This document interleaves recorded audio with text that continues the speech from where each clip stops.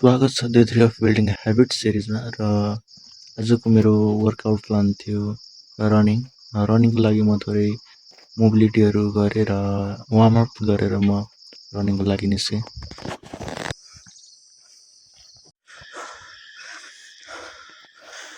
Running सकाएर म stretching गर्छु र लेग डे पनि भएको कारणले एक्सप्लोजिभ एक्सर्साइजहरू गर्छु, जसले गर्दा मलाई मसल्स मात्र नभएर इन्ड्योरेन्स र स्ट्यामिना पनि दिन्छ।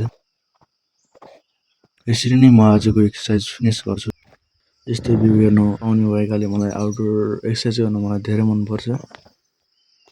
आफ्टर वर्कआउट म अटोमिक ह्याबिट बुक पढ्छु। ह्युमन माइन्डको नेचर चाहिँ कस्तो हुन्छ भन्दाखेरि कुनै पनि झ्याउलाग्दो कामहरू पऱ्यो भने एक्सक्युजेस खोज्ने काम गर्छ र हाम्रो शरीरलाई हार्मफुल हुने खालको जङ्क फुडहरू खाने बेलामा हाम्रो दिमागले सोच्छ यति थोरैले के हुन्छ र भन्ने सोच्छौँ।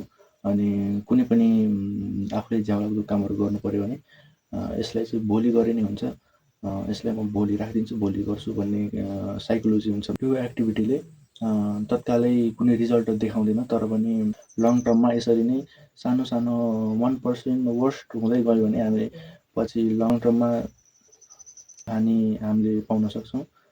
जस्तै अब सबैसँग फ्यामिलियर हुने खालको इक्जाम्पलको लागि हामीले सिधा रोडमा साइकल चलाउनु पऱ्यो भने हामीले पुरै धेरै नघुमाइकन थोरै मात्रै ह्यान्डल बङ्ग्याएर चलायौँ भने चाहिँ हाम्रो साइकल चाहिँ सिधा नगएर अर्को डाइरेक्सनमा जाँदै गर्दा कि हामी भित्तातिर पुग्छौँ कि हामी कुलोतिर पुग्न जान्छौँ हुन्छ। यसरी नै डेली बेसिसमा भएको 1% वर्स्ट वा 1% इम्प्रुभमेन्टले तपाईँको जीवनको इन्टायर लाइफको डेस्टिनेसनलाई फरक पारेको हुन्छ। त्यसैले सी यू टुमोरो।